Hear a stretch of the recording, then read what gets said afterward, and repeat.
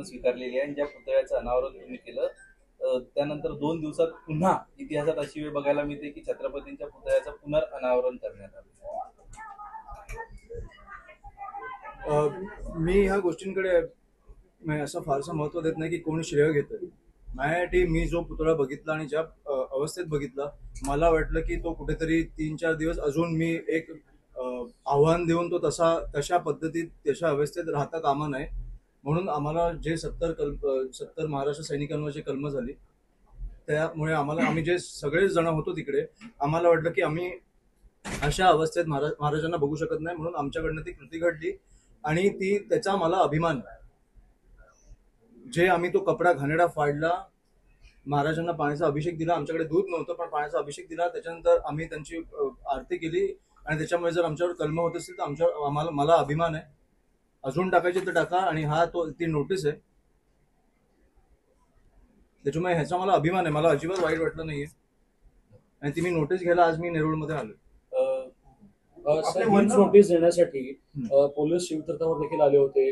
आज दुपारी 2:30 ते 6:30 पर्यंत पोलीस होते, मात्र तुमची भेट झाली नाही.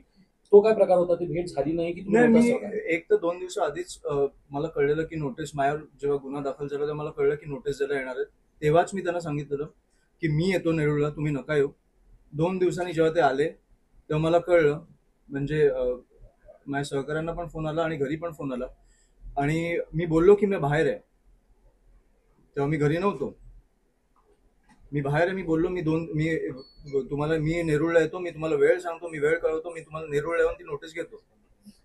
पण तरीही ते का थांबले मला कळलं नाही. त्याच्यानंतर मी घरी देखील आलो. मी खालच्या आमचे जे घराची रक्षा करतात पोलीसवाले, त्यांना पण विचारलं की ते नेरूळ मधून कोण पोलीसवाले आले आहेत का? ते बोलले नाही.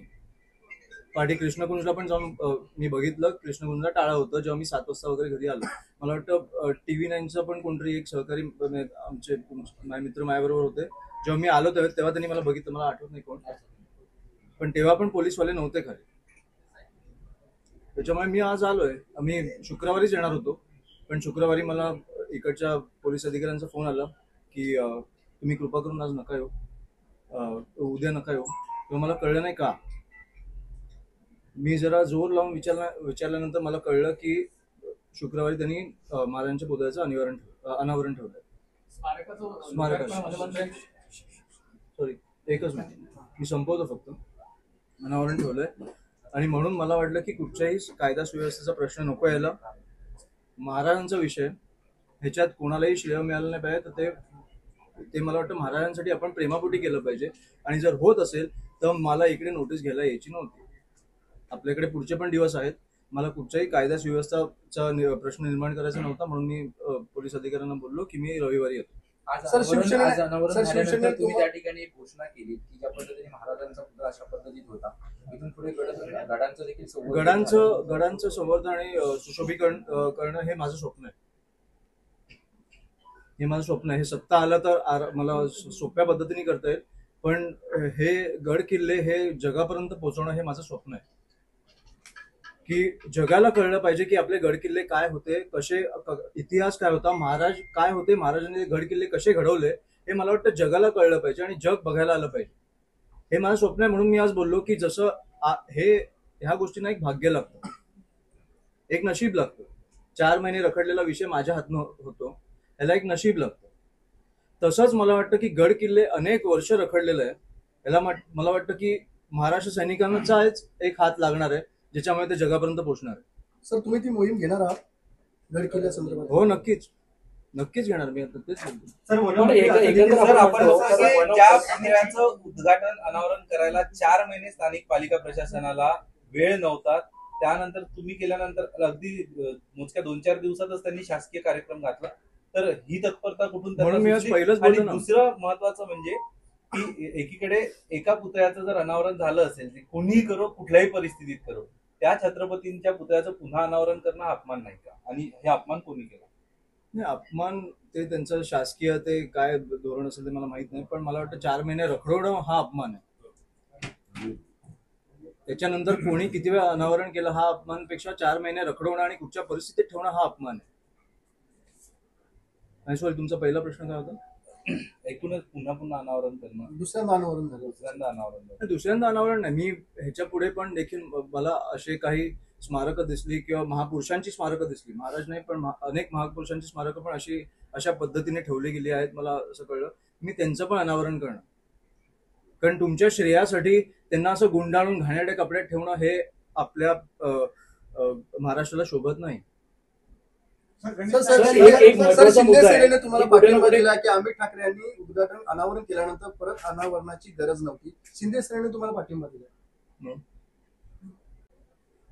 काय म्हणू? काही नाही म्हणणार, 4 महिने कुठे होते हे? ह्याच्या पाठचं राजकारण मला ह्याच्याबद्दल बोलायचंच नाही. आणि कोण श्रेय घेतंय ना, हे पहिल्या महिन्यात झालं असतं तर मी आलोच नसतो इकडे. तुम्ही 4 महिने कुठे होतात? तुमच्या राजकीय भांडणामुळे हे महाराजांचा पुतळा रखडला गेला, त्याच्यावर एक घाणेरडा कपडा लावलेला. तुम्ही त्याची परिस्थिती बघितली असेल. तुम्हाला पण अनेकदा त्याला, तुम्ही इकडे नवी मुंबईचे अनेक पत्रकार असतील, नवी मुंबईची जनता असेल, त्यांना बघताना असं वाईट वाटत असेल की हा काय पद्धतीने गुंडाळला गेलाय. हे 4 महिने कुठे होते सगळे? त्याच्यामुळे ते काय बोलतील आता मला त्याच्यात लक्ष द्यायचं नाही. मला जे बरोबर वाटतं ते केलं.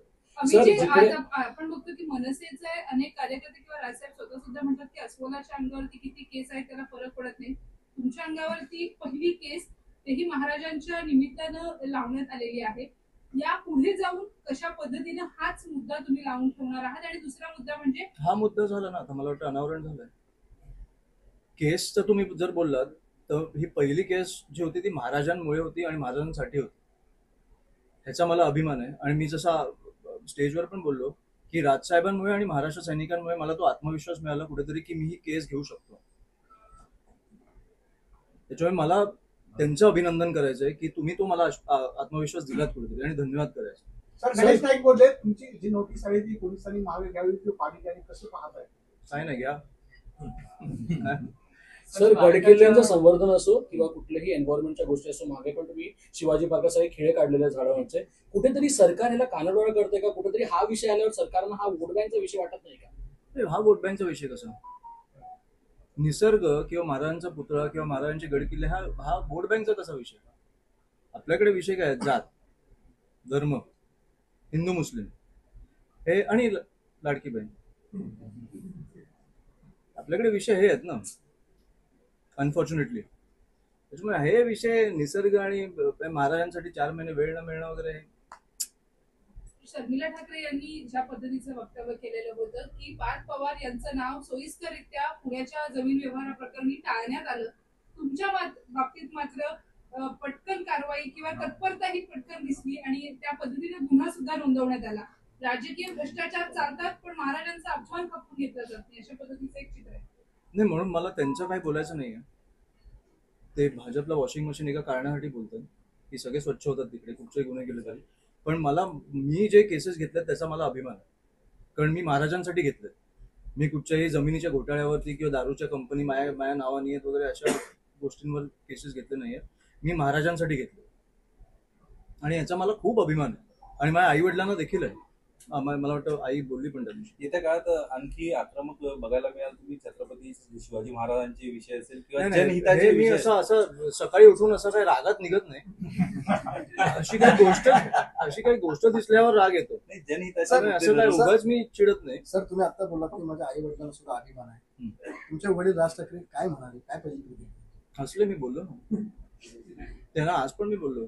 त्यांनी मला विचारलं कुठे चाललंय, मी बोललो नेरूळ. ते हा